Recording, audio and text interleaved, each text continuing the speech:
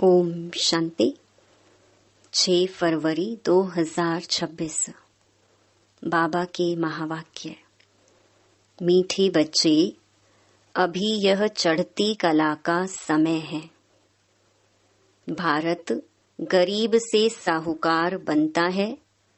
तुम बाप से सतयुगी बादशाही का वर्षा ले लो। प्रश्न, बाप का कौन सा टाइटल श्री कृष्ण को नहीं दे सकते हैं?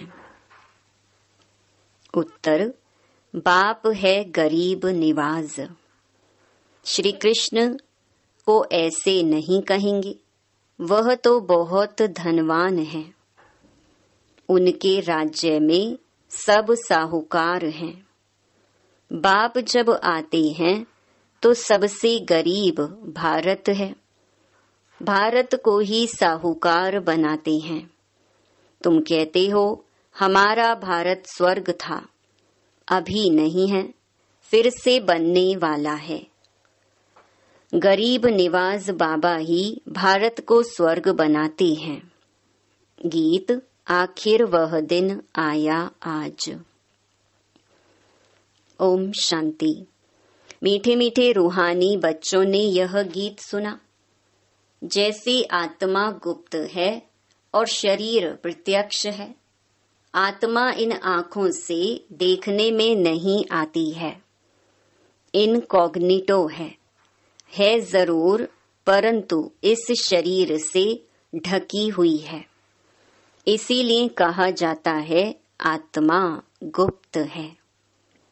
आत्मा खुद कहती है मैं निराकार हूँ, यहाँ साकार में आकर गुप्त बनी हूँ।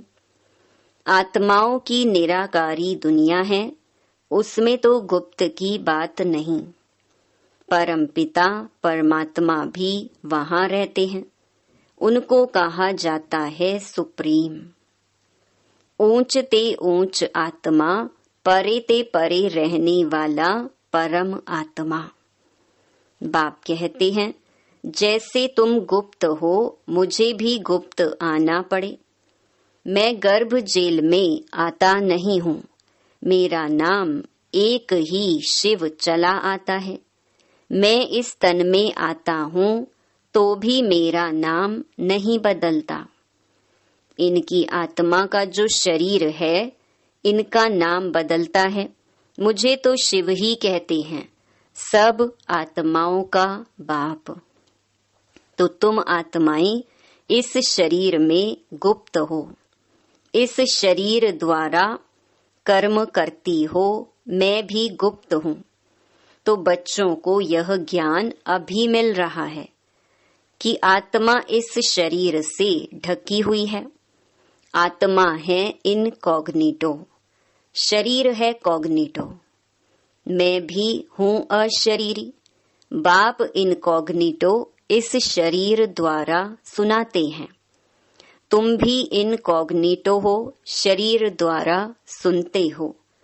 तुम जानते हो बाबा आया हुआ है भारत को फिर से गरीब से साहूकार बनाने।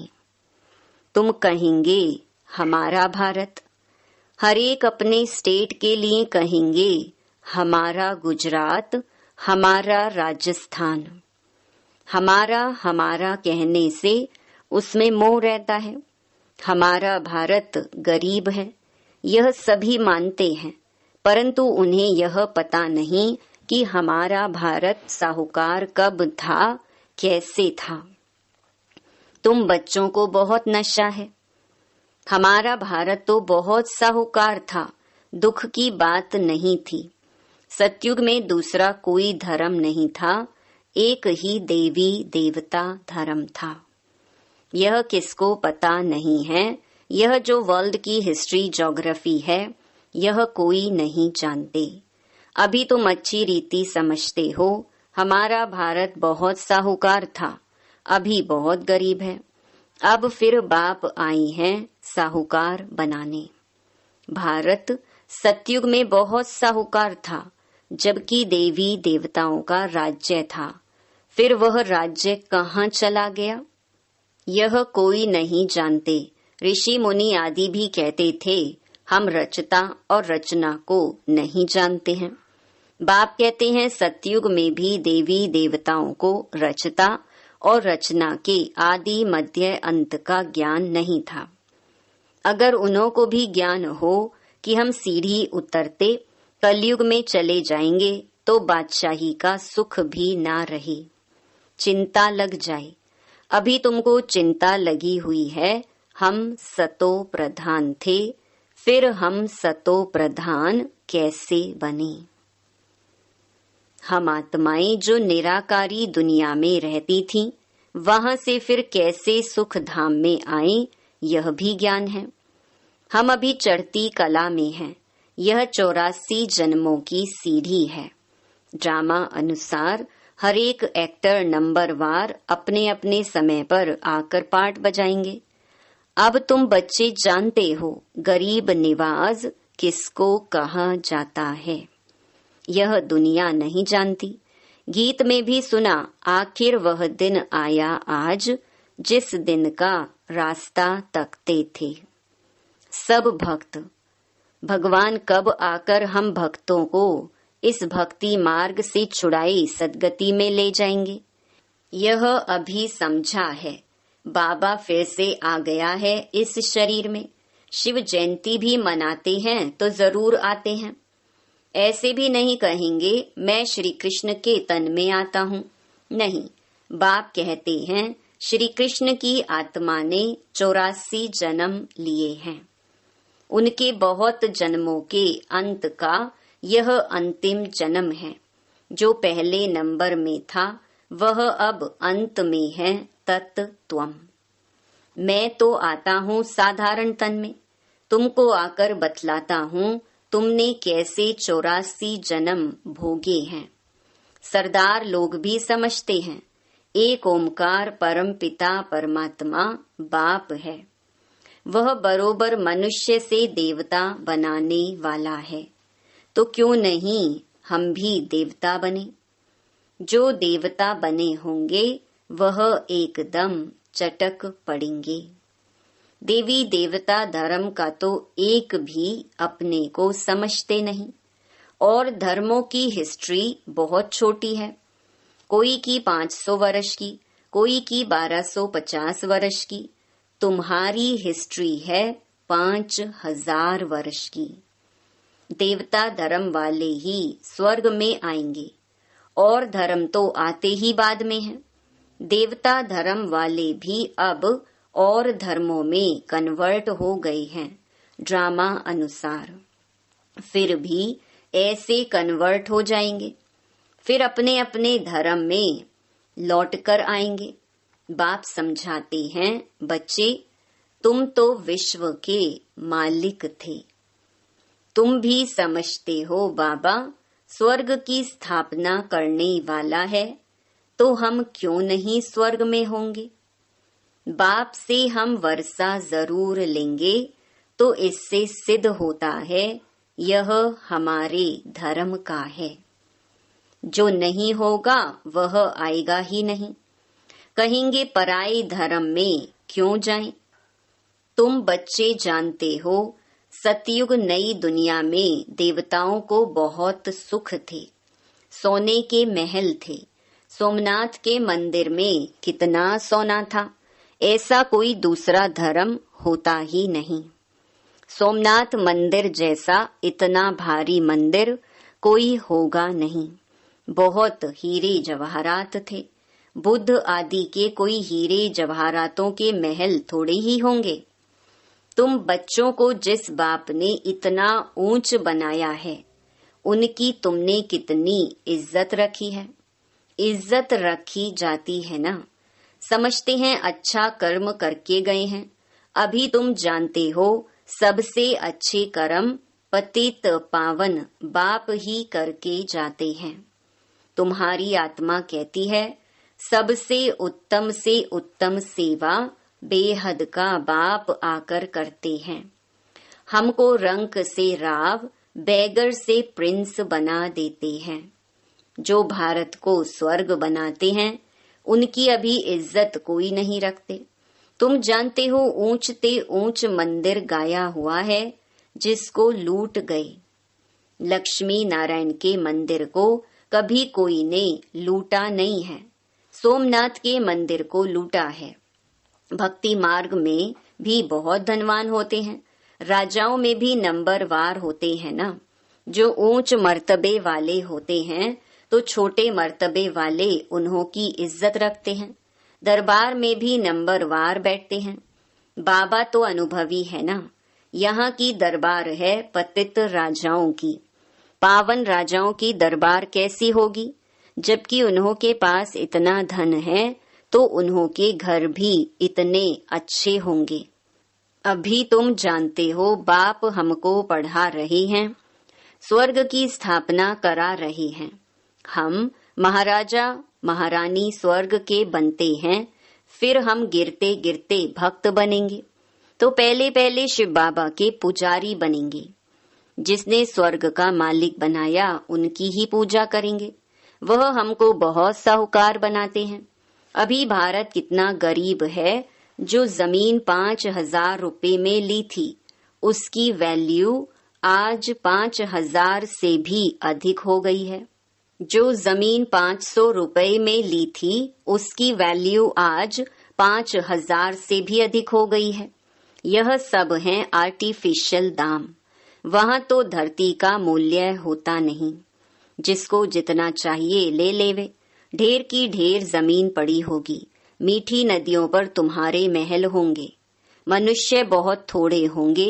प्रकृति दासी होगी। फल फूल बहुत अच्छे मिलते रहते हैं। अभी तो कितनी मेहनत करनी पड़ती है तो भी अन्न नहीं मिलता। मनुष्य बहुत भूख प्यास में मरते हैं तो गीत सुनने से तुम्हारे रोमांच खड़े हो जाने चाहिए। बाप को गरीब निवास कहते हैं। गरीब निवास का अर्थ समझाना। किसको साहूकार बनाते हैं? जरूर जहां आएगा उनको साहूकार बनाएगा ना। तुम बच्चे जानते हो हमको पावन से पतित बनने में 5,000 वर्ष लगते हैं। अभी फिर फट से बाबा पतित से पावन बनाते हैं। ऊंचते ऊंच बनाते हैं। 1 सेकंड में जीवन मुक्ति मिल जाती है। कहते हैं बाबा हम आपका हूँ। बाप कहते बच्चे तुम विश्व का मालिक हो। बच्चा पैदा हुआ और वारिस बना। कितनी खुशी होती है। बच्ची का देख चेहरा उतर जाता। यहाँ तो सभी आत्माएं बच्चे हैं। अभी पता पड़ा है कि हम 5,000 वर्ष पहले स्वर्ग के मालिक थे। बाबा ने ऐसा बनाया था। शिव जयंती भी मनाते हैं परंतु यह नहीं जानते कि वह कब आया था। लक्ष्मी नारायण का राज्य था यह भी कोई नहीं जानते। जयंती मनाते सिर्फ लिंग के बड़े बड़े मंदिर बनाते हैं परंतु वह कैसे आया, क्या आकर किया, कुछ भी नहीं जानते। इसको कहा जाता है ब्लाइंड फेथ, अंध श्रद्धा। उनको यह पता ही नहीं है कि हमारा धर्म कौन सा है, कब स्थापन हुआ। और धर्म वालों को पता है बुद्ध कब आया, तिथि तारीख भी है। शिव बाबा की, लक्ष्मी नारायण की कोई तिथि तारीख नहीं है। 5,000 वर्ष की बात को लाखों वर्ष लिख दिया है। लाखों वर्ष की बात किसको याद आ सकेगी। भारत में देवी देवता धर्म कब था यह समझते नहीं है। लाखों वर्ष के हिसाब से तो भारत की आबादी सबसे बड़ी होनी चाहिए। भारत की जमीन भी सबसे बड़ी होनी चाहिए। लाखों वर्ष में कितने मनुष्य पैदा होते, बेशुमार मनुष्य हो जाएं। इतने तो है नहीं और ही कमती हो गई हैं। यह सब बातें बाप बैठ समझाते हैं। मनुष्य सुनते हैं तो कहते हैं यह बातें तो कभी नहीं सुनी, ना कोई शास्त्र में पढ़ी। यह वंडरफुल बातें हैं। अभी तुम बच्चों की बुद्धि में सारे चक्कर की नॉलेज है। यह बहुत जन्मों के अंत में अब पतित आत्मा है। जो सतो प्रधान था सो अब तमो प्रधान है, फिर सतो प्रधान बनना है। तुम आत्माओं को अब शिक्षा मिल रही है। आत्मा कानों द्वारा सुनती है तो शरीर झूलता है, क्योंकि आत्मा सुनती है ना। बरोबर हम आत्माएं 84 जन्म लेती हैं। 84 जन्म में 84 माँ बाप जरूर मिले होंगे। यह भी हिसाब है ना। बुद्धि में आता है हम 84 जन्म लेते हैं, फिर कम जन्म वाले भी होंगे। ऐसे थोड़े ही सब 84 जन्म लेंगे। बाप बैठ समझाते हैं शास्त्रों में क्या क्या लिख दिया है। तुम्हारे लिए तो फिर भी 84 जन्म कहते, मेरे लिए तो अनगिनत बेशुमार जन्म कह देते हैं। कण कण में, पत्थर भित्तर में ठोक दिया है। बस जिधर देखता हूँ तू ही तू। कृष्ण ही कृष्ण है। मथुरा वृंदावन में ऐसे कहते रहते हैं, कृष्ण ही सर्वव्यापी है। राधे पंथी वाले फिर कहेंगे राधे ही राधे। तुम भी राधे, हम भी राधे। तो एक बाप ही बरोबर गरीब निवाज है। भारत जो सबसे साहूकार था, अभी सबसे गरीब बना है। इसीलिए मुझे भारत में ही आना पड़ी। यह बना बनाया ड्रामा है, इसमें जरा भी फर्क नहीं हो सकता। ड्रामा जो शूट हुआ वह हूबहू रिपीट होगा। इसमें पाई का भी फर्क नहीं हो सकता। ड्रामा का भी पता होना चाहिए। ड्रामा माना ड्रामा, वह होते हैं हद के ड्रामा, यह है बेहद का ड्रामा। इस बेहद के ड्रामा के आदि मध्य अंत को कोई नहीं जानते। तो गरीब निवाज निराकार भगवान को ही मानेंगे, श्री कृष्ण को नहीं मानेंगे। श्री कृष्ण तो धनवान सतयुग का प्रिंस बनते हैं। भगवान को तो अपना शरीर है नहीं। वह आकर तुम बच्चों को धनवान बनाते हैं, तुमको राजयोग की शिक्षा देते हैं। पढ़ाई से बैरिस्टर आदि बनकर फिर कमाई करते हैं। बाप भी तुमको अभी पढ़ाते हैं। तुम भविष्य में नर से नारायण बनते हो। तुम्हारा जन्म तो होगा ना। ऐसे तो नहीं स्वर्ग कोई समुद्र से निकल आएगा। श्री कृष्ण ने भी जन्म लिया ना। कंसपुरी आदि तो उस समय थी नहीं। श्री कृष्ण का जितना नाम गाया जाता है, उनके बाप का गायन ही नहीं। उनका बाप कहाँ है? जरूर श्री कृष्ण किसी का बच्चा होगा ना। श्री कृष्ण जब जन्म लेते हैं तब थोड़े बहुत पतित भी रहते हैं। जब वह बिल्कुल खत्म हो जाते हैं तब वह गद्दी पर बैठते हैं, अपना राज्य ले लेते हैं। तब से ही उनका संवत शुरू होता है। लक्ष्मी नारायण से ही संवत शुरू होता है। तुम पूरा हिसाब लिखते हो। इनका राज्य इतना समय, फिर इनका इतना समय, तो मनुष्य समझेंगे यह कल्प की आयु बड़ी हो नहीं सकती। 5000 वर्ष का पूरा हिसाब है। तुम बच्चों की बुद्धि में आता है ना। हम कल स्वर्ग के मालिक थे, बाप ने बनाया था, तब तो उनकी हम शिव जयंती मना रहे हैं। तुम सबको जानते हो। क्राइस्ट, गुरु नानक आदि फिर कब आएंगे, यह तुमको नॉलेज है। वर्ल्ड की हिस्ट्री, ज्योग्राफी हूबहू रिपीट होती है। यह पढ़ाई कितनी सहज है। तुम स्वर्ग को जानते हो। बरोबर भारत स्वर्ग था। भारत अविनाशी खंड है। भारत जैसी महिमा और कोई की हो नहीं सकती। सबको पतित से पावन बनाने वाला एक ही बाप है। अच्छा, मीठे मीठे सिकीलधे बच्चों प्रति मात पिता बाप दादा का याद प्यार और गुड मॉर्निंग। रूहानी बाप की रूहानी बच्चों को नमस्ते। धारणा के लिए मुख्य सार। पहला, ड्रामा के आदि मध्य अंत का ज्ञान बुद्धि में रखते हुए सब चिंताएं छोड़ देनी है। एक सतो प्रधान बनने की चिंता रखनी है। दूसरा, गरीब निवाज बाबा भारत को गरीब से साहूकार बनाने आया है। उनका पूरा पूरा मददगार बनना है। अपनी नई दुनिया को याद कर सदा खुशी में रहना है। वरदान, दिल में सदा एक राम को बसाकर सच्ची सेवा करने वाले माया जीत विजयी भव। हनुमान की विशेषता दिखाते हैं कि वह सदा सेवाधारी महावीर था, इसलिए खुद नहीं जला लेकिन पूंछ द्वारा लंका जला दी। तो यहाँ भी जो सदा सेवाधारी हैं वही माया के अधिकार को खत्म कर सकते हैं। जो सेवाधारी नहीं वह माया के राज्य को जला नहीं सकते। हनुमान के दिल में सदा एक राम बसता था, तो बाप के सिवाय और कोई दिल में ना हो, अपने देह की स्मृति भी ना हो, तब माया जीत विजयी बनेंगे। स्लोगन: जैसे आत्मा और शरीर कंबाइंड है, ऐसे आप बाप के साथ कंबाइंड रहो।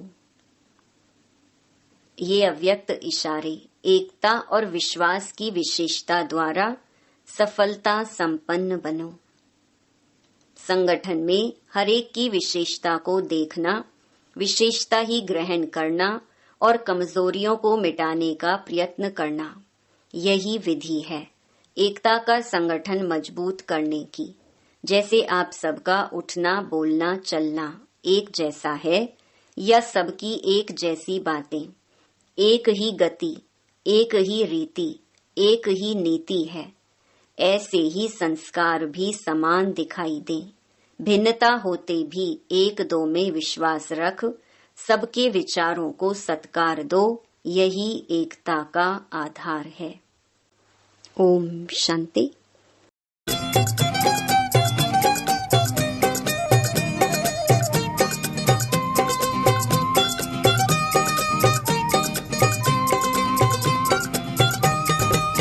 एकता की हम संतान, एकता का है वरदान। एक पिता की हम संतान, एकता का है वरदान। हम सब रंग बिरंगे फूल हैं, एक बीज की हम पहचान। एक पिता की हम संतान, एकता का है वरदान। एक पिता की हम संतान, एकता का है वरदान।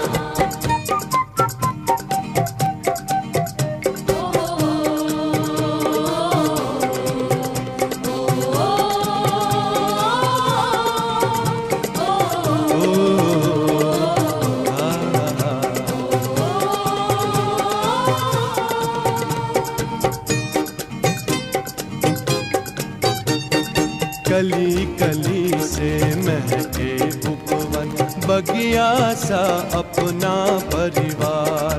कली कली से महके उपवन, बगिया सा अपना परिवार। विश्व एकता लाने जग में हम बच्चे शिव का उपहार। विश्व एकता लाने जग में हम बच्चे शिव का उपहार। डाली डाली महके फिर से, मानव होगा देव समान। एक पिता की हम संतान, एकता का है वरदान। एक पिता की हम संतान, एकता का है वरदान।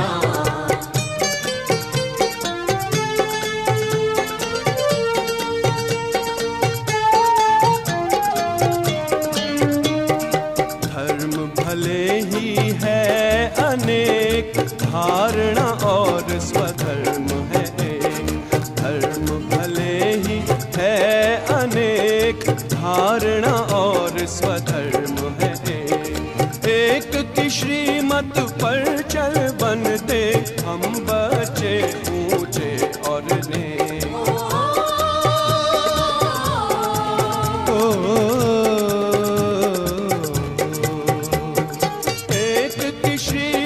पर चल बन